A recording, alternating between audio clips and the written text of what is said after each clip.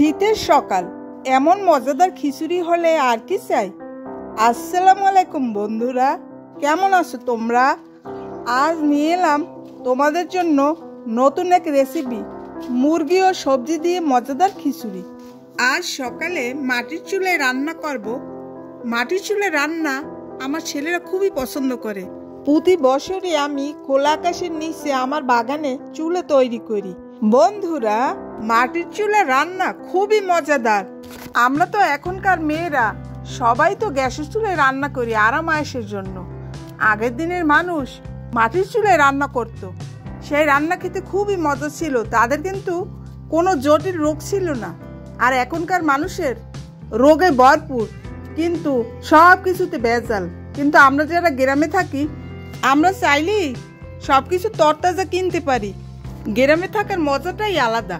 বন্ধুরা, এখন আমরা রান্নার রেসিপিতে চলে যাই। প্রথমে আমি দিয়ে দিচ্ছি আদা রসুন বাটা ও গরম মশলা বাটা একসাথে, এবং মরিচের গুঁড়া 2 চামচ, 1.5 চামচ হলুদ গুঁড়া ও পরিমাণ মতো লবণ ও 2 কাপ তেল দিয়ে ভালোভাবে মাখাতে হবে। মাখিয়ে একটা ঢাকনা দিয়ে 10-15 মিনিট রেখে দেব।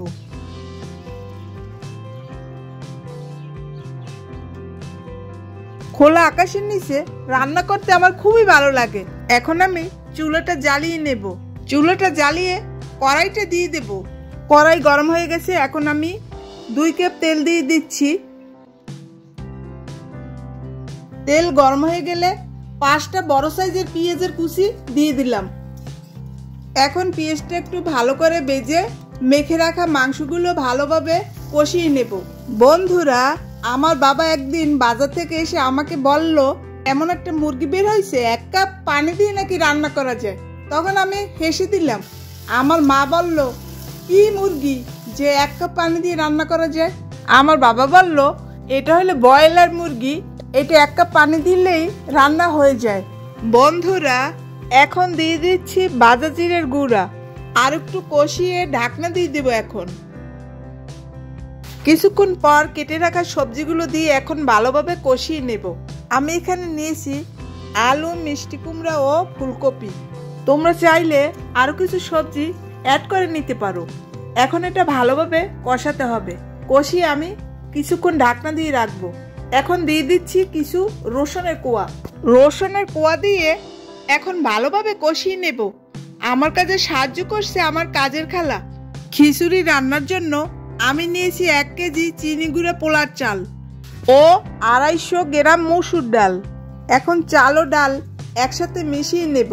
এখন মুরগির মাংস ও সবজি কষানো হয়ে গেছে, এখন আমি পরিমাণ মতো পানি দিয়ে দিচ্ছি। এখন আমি কিছু কাঁচামরিচ ও ধনিয়া পাতা দিয়ে দিলাম। মাংস রান্না হয়ে গেল। এখন আমি বেরেস্তা করে নিলাম এবং কিছুটা পরিমাণ উঠিয়ে রাখলাম। এখন চাল ও ডাল একসাথে ভালো করে ভেজে নেব। ভেজে নেবার পরে এখন আমি পরিমাণ মতো পানি দিয়ে নেব।